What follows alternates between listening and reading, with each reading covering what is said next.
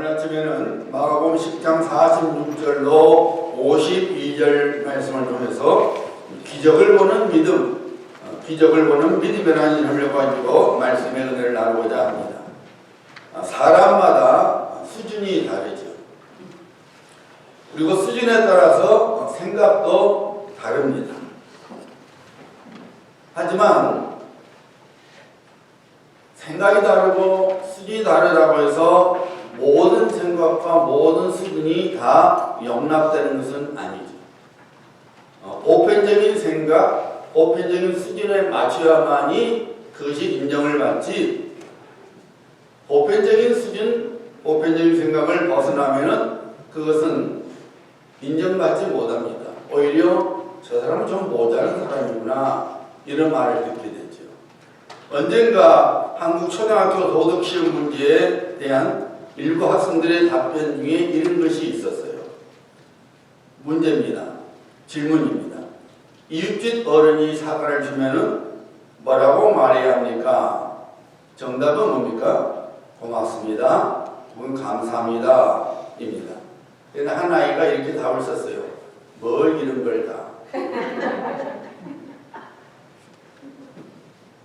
왜 부모님이 우리를 사랑하십니까? 라는 질문에 어떤 학생이 이렇게 답했습니다. 그러게 말입니다.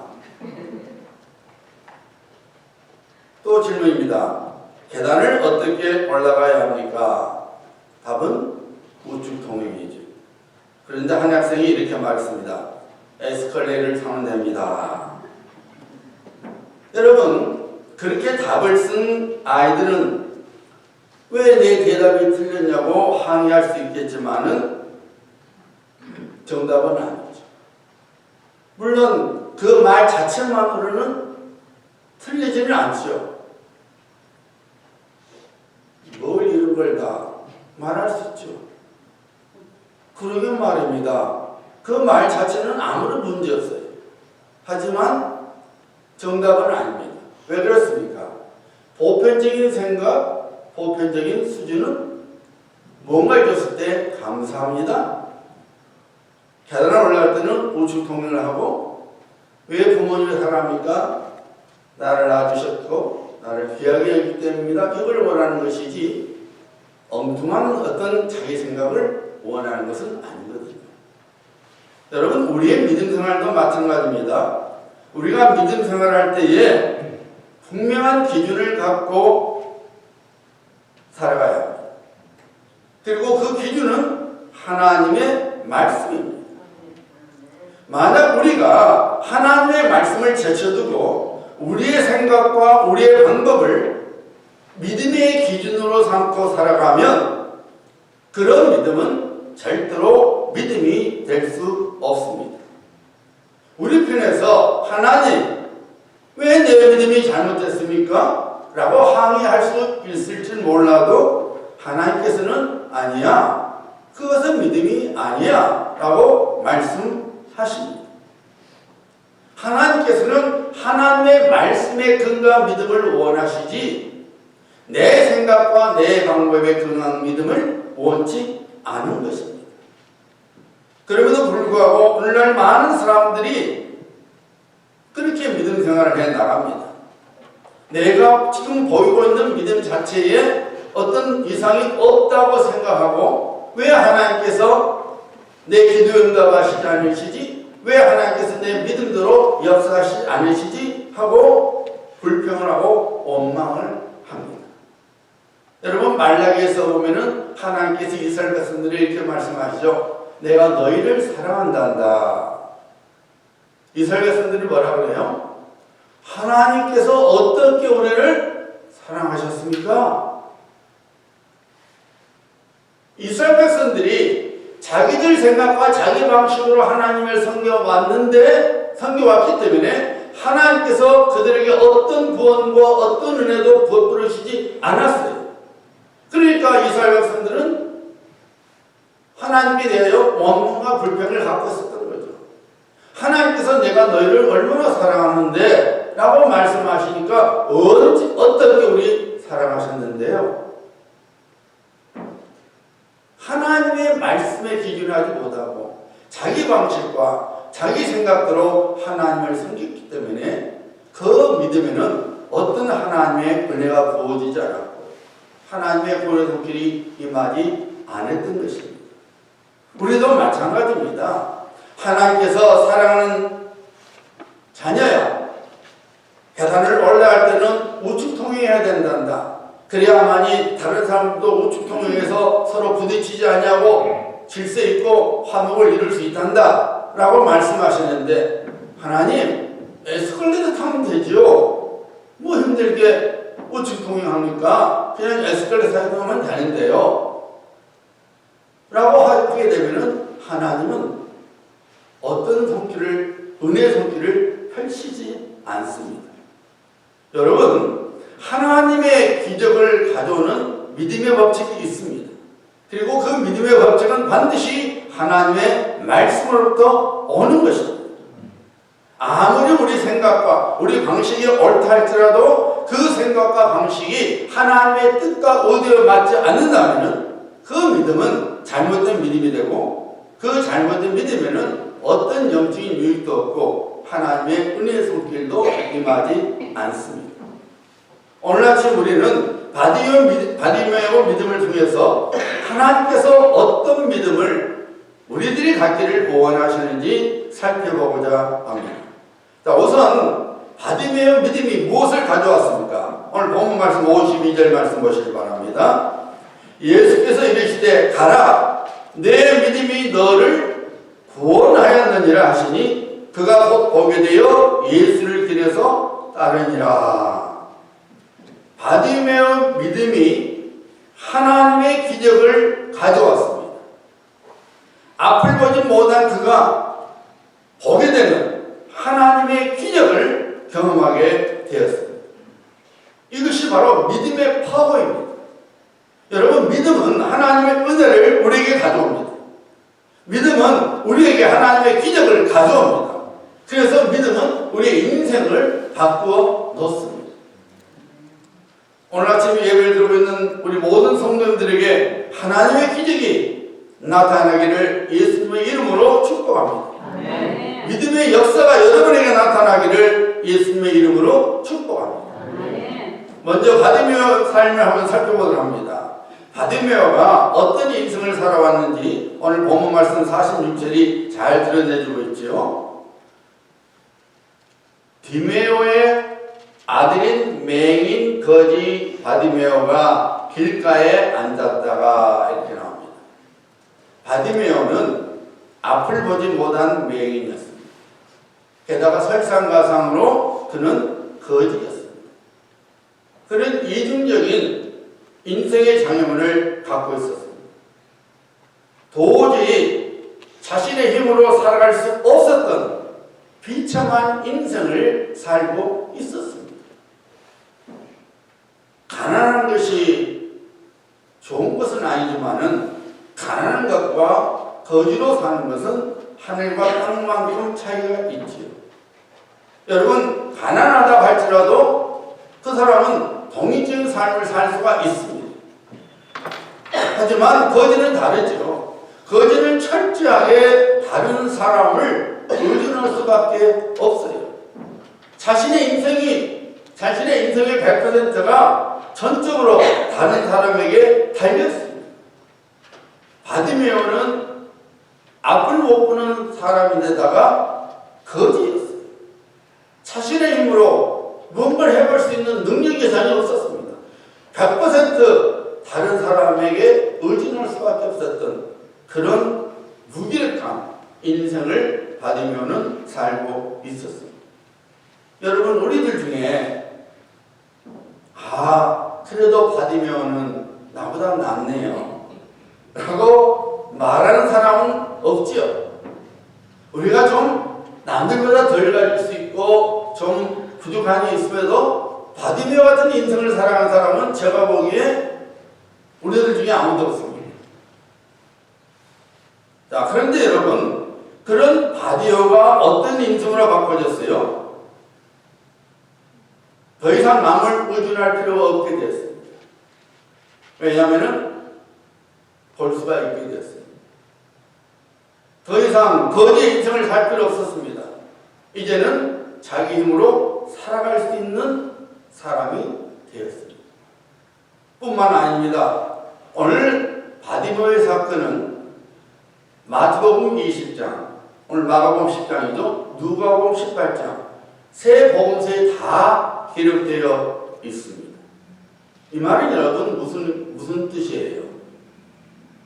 마태, 마가, 누가가 이 바디메오 사건을 기록했다는 것은 그 당시 초대교회 성도들이 바디메오를 알고 있었다 그 말입니다. 우리 예수님께서 행하신 기적들이 얼마나 많은지 사도 요한이 말하였어요. 예수님께서 이 땅에 행하신 기적을 다 기록해 놓으면 이 세상이라도 그 책을 쌓아둘 수가 없다고 그랬어요. 수많은 기적들을 우리 예수님께서 이 땅에 계셨을 때 행하셨습니다. 하지만은 그 기적을 경험한 사람들의 신분을 잘 모릅니다. 정체를 모릅니다. 하지만 오늘 말씀 바디메오는 정체가 납니다. 디메오의 아들, 바디메오는 이름이 아니에요. 바는 아들이라는 뜻이에요. 바디메오 그러면은 디메오의 아들이라고 말해요. 그러니까 그 사람의 정체가 드러난 거예요. 그러니까 디메오의 아들 하면은 그 당시 초대교회 사람들이 그 사람 하고 다 알고 있었다 그 말입니다. 그 말은 무슨 말이냐면은 바디메오가 소경이었다가 눈을 뜬 후에 하나님의 일꾼이 되었다 그 말이에요. 그것을 우리가 오늘 본 말씀 52절에 보면 이렇게 나옵니다. 그가 곧 보게 되어 예수를 길에서 따르니라 힌트해주고 있어요. 보게 되니까 예수님을 길에서 따르니라 예수님을 쫓는 자가 되었다 그 말입니다. 주님의 일꾼이 되었다 그 말입니다. 그래서 그 당시 초대교회 성도들이 이 마태, 마가, 누가복음을 읽어보면 그 사람이 이야기하는구나, 그분이었구나 하고 다 알 정도로 하나님의 나라를 위하여 쓰임받는 일꾼이 되었다 그 말입니다. 다른 사람들의 적선으로 살아갈 수밖에 없었던 인생이었습니다. 집에서도 환영받지 못해서 길가에서 거지로 살아야만 했던 그런 인생의 소유자였던 바디메오가 하나님의 나라를 위하여 쓰임받는 예수 그리스도의 군사가 된 멋진 인생의 소유자가 된 것입니다. 무엇이 바디메오의 인생을 그렇게 바꿔놓았습니까? 예수님께서 친히 그 대답을 주시고 있죠. 가라, 내 믿음이 너를 구원하였느니라.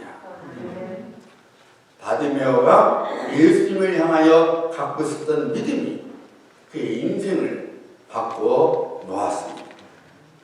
맹인이요 거지로서 철저하게 다른 사람에게 의존할 수밖에 없었던 불행한 삶을 살았던 그가 이제는 누군가에게 유익을 가져다주는, 그것도 영원한 생명을 증거하는 하나님의 사람이 되어 의미 있고 가치 있는 삶을 살게 된 것입니다.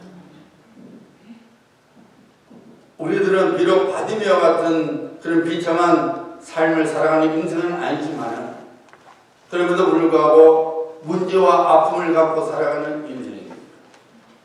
웃음 속에 울음이 있는 인생을 살아갑니다. 한숨이 나올 수밖에 없고 근심할 수밖에 없는 그런 인생을 우리가 살아갑니다. 다시 말씀드리면은 우리는 누구나 다 할 것 없이 하나님의 기적의 손길을 필요로 하는 인생을 살아가고 있습니다. 하나님의 구원의 손길을 필요로 하는 인생을 살아가고 있습니다.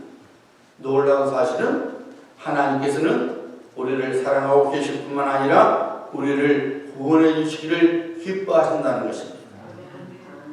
그분의 능력의 손길과 인자하심의 손길로 우리가 행복한 삶 그리고 의미 있고 가치 있는 삶을 살기를 원하시고 있다는 것입니다. 누가 그런 삶을 살 수 있습니까? 하나님께서 인정하시는 믿음을 가진 사람입니다.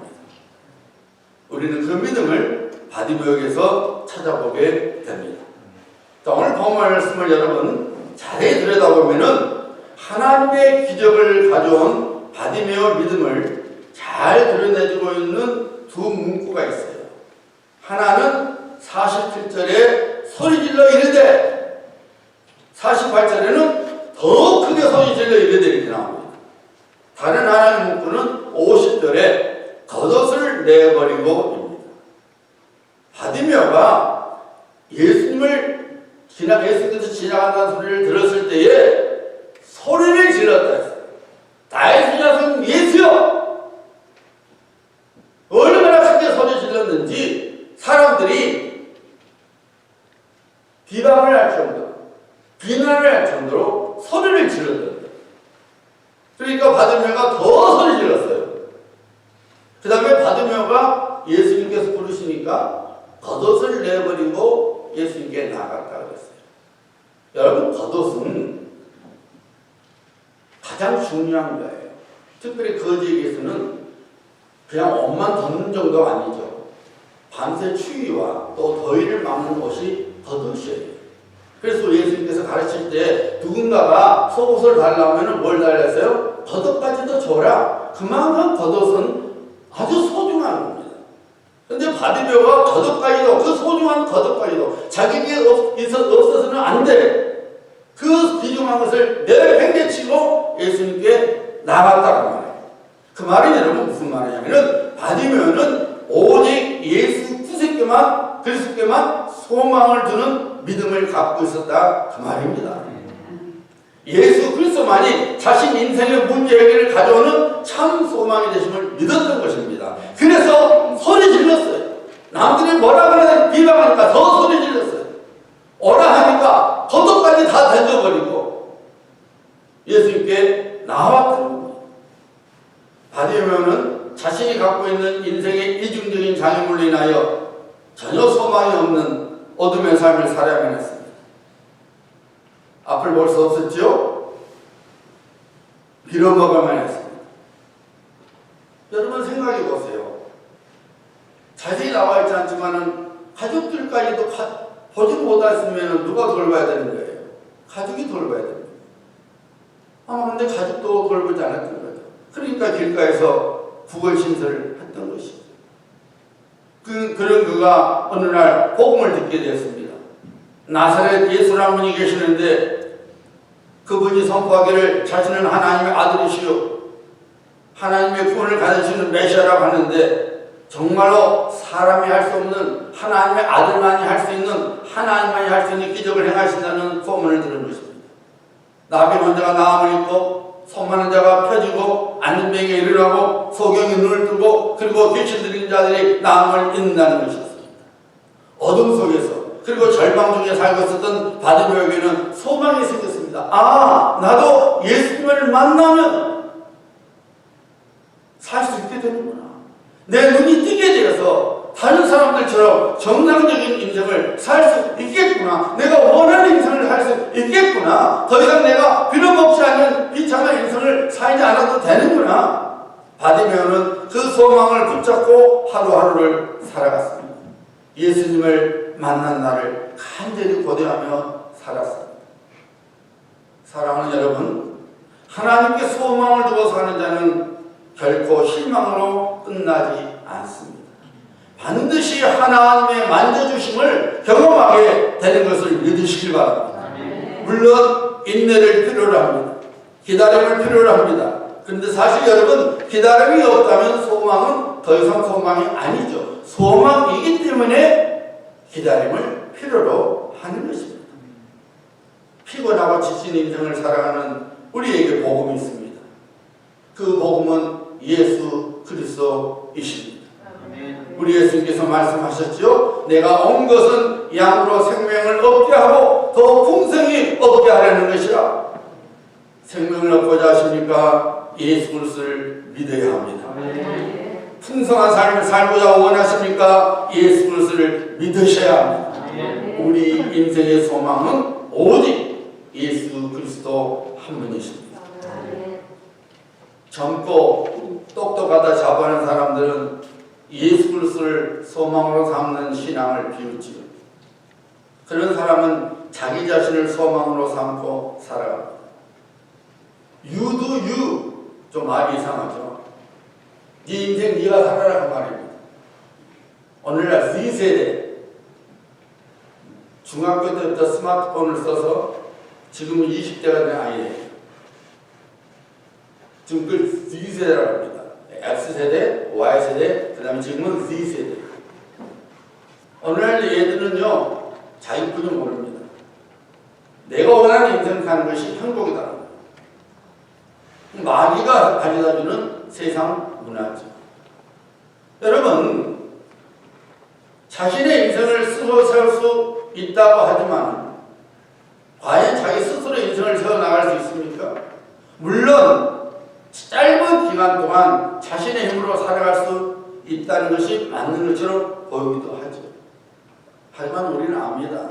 우리 인생이 절대로 녹록지 않지요. 내가 할 수 있는 것이 내가 할 수 없는 것보다 훨씬 더 많습니다. 사소한 것은 내가 할 수 있을지 모르지만 정말로 내 인생을 좌지우지할 수 있고 내 인생에 큰 영향을 끼칠 수 있는 것은 내 능력 밖의 일인 것을 우리는 알 수 있습니다. 유럽을 뛰어넘어서 온 세상을 자신의 힘으로 다스려보겠다는 나폴레옹이 한창 잘 나갔을 때 무슨 말을 했습니까? 내 사전에 불가능은 없다. 얼마나 자신만만한 삶인지 모릅니다. 그도 그럴 것이 그는 한때 자신의 생각대로 정말 잘 나가는 인생을 살았죠. 그러니까 내 사전에 불가능은 없다는 말을 한 것이죠. 그냥 해본 말이 아닙니다. 자기가 해보니까 되더라 이거죠. 그런데 여러분, 정말로 그의 인생이 내 사전에 불가능이 없다고 끝났습니까? 우리가 잘 아는 대로 유명한 워틀루 전쟁에서 영국의 웰링턴 장군에게 대패배를 당하고 말았습니다. 그래서 나중에 세인트 헬레나 섬에 유배돼서 거기서 그는 비참한 죽음으로 끝나고 말았습니다. 내 사전에 불가능이 없다? 아닙니다. 안 되는 거예요. D.L. 무디 목사님께서 이런 말씀을 했어요. 그대 자신을 바라봐라. 반드시 실망할 때가 있을 것이다. 좀 비관적인 말인 것 같지만 가만 생각하면 맞죠.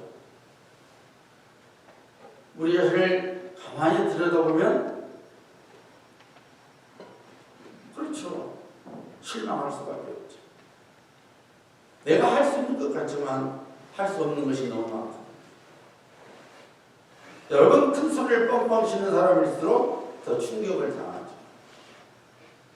척콜슨 전 닉슨 대통령 수석비에 관한 이야기를 제가 갖고 왔는데, 그분은 한창 잘 나갈 때 정말 세상 부를 거 없고 무섭고 없는 인생을 살았습니다. 명문대 출신에다가 머리가 비상한 사람이요. 아주 콧대가 세기로 미국 장성들도 척콜슨 보면 반드시 거수경련을 해야만 했습니다. 여러분, 미국 군인들은 콧대가 높습니다. 상사만 출신만 돼도요, I am the, stepson of United States 이러더라고요. 왕 같은 상사 발별이 없거든요. 근데 미국은요, 상사만 돼도 자부심 얼마나 큰지요. 그럼 여러분, 별 따는 사람들은 어디 가겠습니까? 눈에 안 보이는 거 없죠. 그런 별 군 장성들도요, 척콜슨 앞에서는 탁 하는 거야. 그러니 여러분, 뭐가 무섭겠어요? 세상 두려울 것 없었죠. 자기 자가용이 있었습니다. 상당한 여러분 그 연방정부의 돈을 자기 마음대로 주문을 걸 수 있었어요. 그런 그에게 친구들이 여보에게 펄슨 예수님을 믿어야 된다네. 헛방귀 뀌었어요. 왜요? 너무 잘 나가는데 왜 예수님 믿어?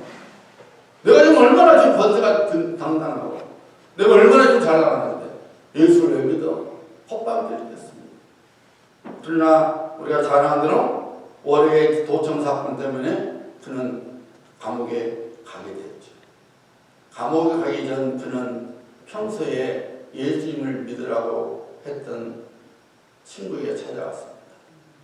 의논했어요. 앞으로 어떻게 해야 될지.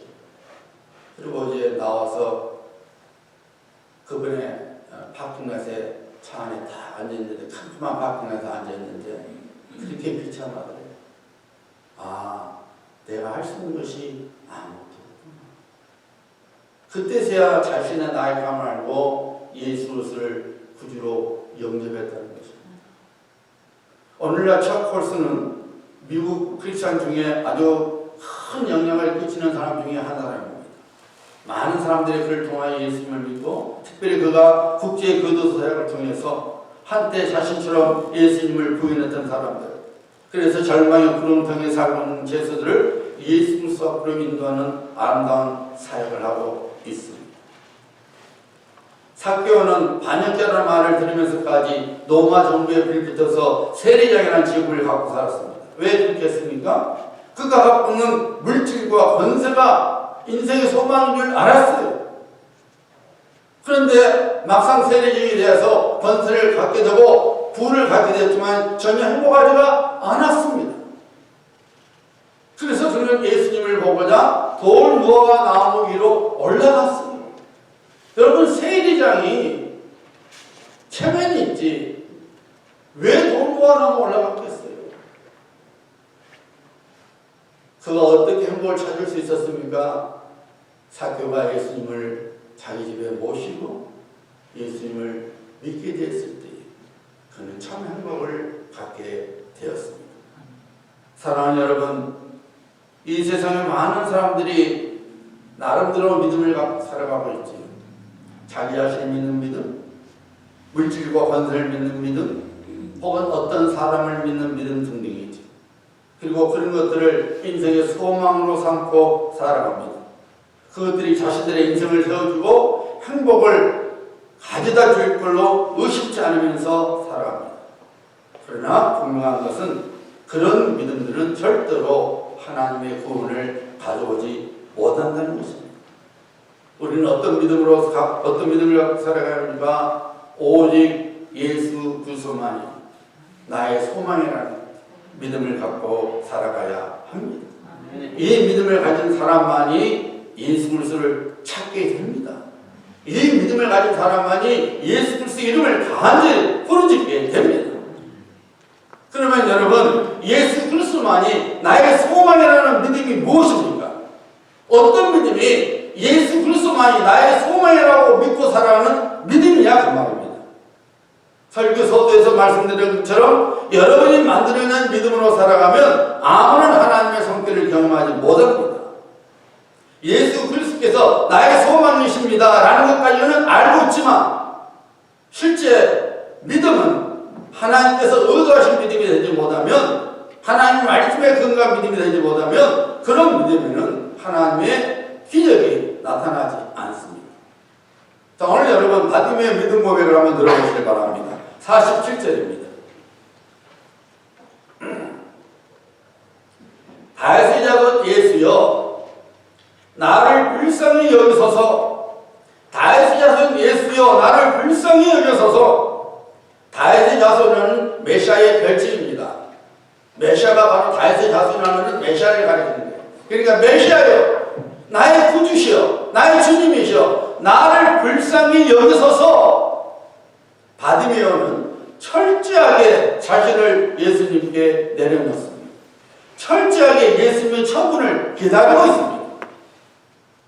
나중에 예수님께서 네게 무엇을 해주기를 원하느냐는 말씀에 보기를 원하나이다 라고 말씀을 드렸지, 처음부터 주님 제가 보기를 원합니다 라고 하지 않았습니다.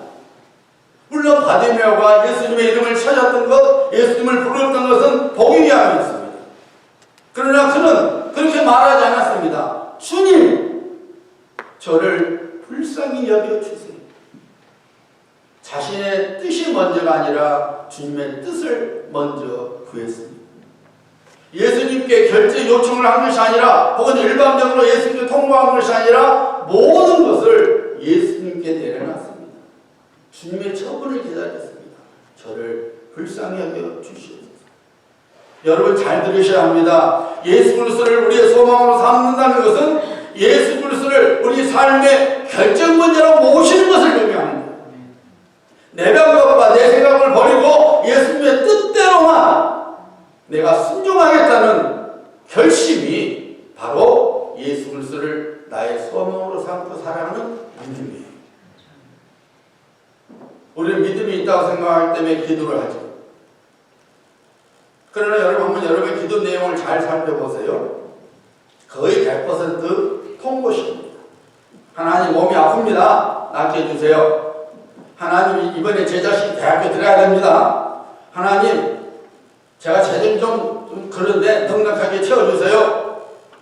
우리는 우리의 요구 조건만 몽땅 내놓고 하나님께서 우리가 원하는 대로 결제 도장을 꽝 찍어주기를 원하시죠. 왜 하나님께서 구하라 그랬습니까? 찾아라 그랬습니까? 문을 두드려 했으니까 우리 생각과 우리 방법대로 하나님 구하라 했으니까 자 주세요. 도장 빨리 찍어주세요. 결제해 주세요. 합니다. 하지만 여러분 이 믿음은 마치 감사합니다 라고 해야 되는데 뭘 이런 걸 다 라고 말하는 믿음이 되는 거예요. 예수 그리스도를 소망으로 삼고 살아가는 믿음은 다른 것을 쳐다보지 않겠다는 거예요. 내 인생의 숙제와 문제와 아픔 등등을 온전히 주님께 내려놓겠다는 것입니다. 주님께 맡겨드립니다. 제가 주님을 의지합니다. 주님 나의 주님이시니 주님 일하시옵소서. 내가 일반적인 통보가 아니라 주님의 뜻을 구하고 주님의 은혜를 구하는 그것이 바로 예수 그리스도를 나의 소망으로 삼고 살아가는 겁니다. 이 믿음이 내 생각과 내 방법을 눌리는 거예요. 제가 언젠가 말씀드렸죠. 지렁이도 밟으면 꿈틀거린다. 왜 그러냐? 어떤 사람 대답했죠? 덜 밟아서 그런다. 확 밟아버려야 된다. 여러분 우리 생각이 스물스물 우리 육신의 생각이 스물스물 올라오죠. 이것을 누르는 것은 여러분 우리가 주님만이 주님 뜻대로 하소서. 저는 완전히 주님만 의지하겠습니다. 주님 말씀대로 하겠습니다. 그 믿음이 있어야만이 우리의 생각과 우리 방법이 스물스물 나올 때 눌러버리는 거예요. 바디메오는 예수님을 향하여 크게 소리 질렀어요. 왜요? 주님만이 자기 인생의 소망이십니다. 옆에 사람들이 뭐라고 안 했어요? 비방했어요. 여러분 하나님의 일을 하다가 누군가가 아이고 적당히 하셔. 그렇게 이별나게 하셔. 그 말 듣고 주저앉는 사람은 바보입니다. 그러든 말든 주님 쳐다보고 해야 돼요. 하나님 쳐다보고 해야 돼요. 하나님의 백성은 하나님 말씀대로 움직이는 것이지 옆에서 누가 뭐라 그런다고 거기에 같이 영향을 받으면 안 돼요.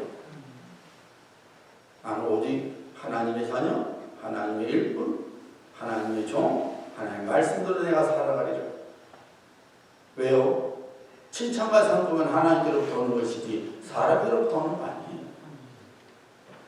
우리 하나님께서 말씀하셨죠. 나를 사랑하는 자들이 나의 사랑을 이루며 나를 간절히 찾는 자가 나를 만날 것입니다. 나를 사랑하는 자가 하나님을 사랑하는 자가 하나님의 사랑을 잊게 되고 하나님을 간절히 찾는 자가 하나님을 만나게 된다고 하나님께서 말씀하셨어요. 뭡니까 여러분? 다시 말씀드리면 주님만이 나의 소망이 되십니다 라고 주님만 쳐다보고 주님만 의지하는 자가 주님을 만나게 되고 주님을 만나니 주님의 기적을 보게 된다 그 말입니다. 예수님만을 소망으로 삼는 그의 믿음을 바디어 보였을 때에 예수님께서 선포하셨습니다. 내 믿음이 너를 구원하였느니라. 아멘. 사랑하는 성도님들, 내 믿음으로 살아가면 안 됩니다. 오직 하나님의 말씀에 근거해서 예수 그리스도만이 나의 소망이 되시니, 나의 소망 되신 예수님, 나의 삶을 하나님 주님께 맡겨드립니다. 주님이 다스려 주시옵소서. 주님의 뜻이 이루어지기를 소원합니다.